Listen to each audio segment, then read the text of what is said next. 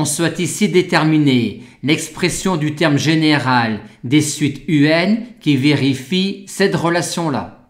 On introduit tout de suite l'opérateur linéaire qui a une suite UN associe la suite Vn dont le terme général est celui-là.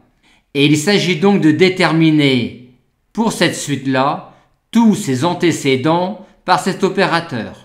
On commence pour cela par résoudre l'équation sans second membre, c'est-à-dire par déterminer les suites UN pour lesquelles UN plus 1 moins 2 UN égale 0, c'est-à-dire les suites UN pour lesquelles UN plus 1 égale 2 UN.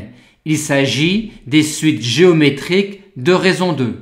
Et on va ensuite déterminer une suite particulière telle que son image par l'opérateur soit cette suite-là.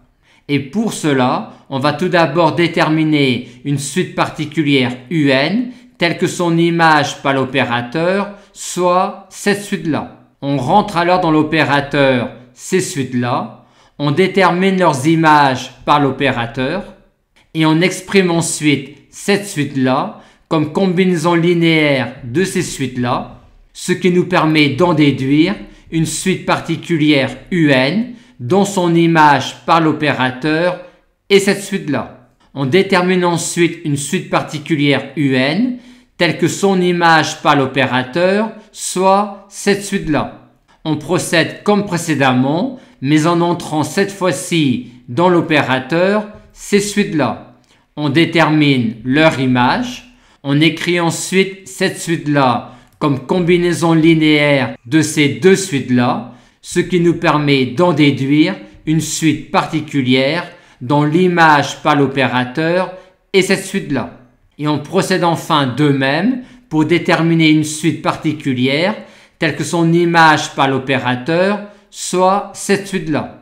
Mais on n'entre pas dans l'opérateur la suite 2 puissance n car son image est la suite nulle.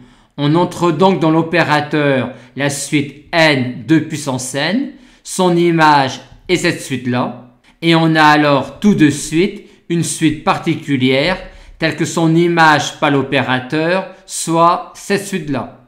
Et on a alors finalement ici la forme générale des suites qui vérifient cette relation-là.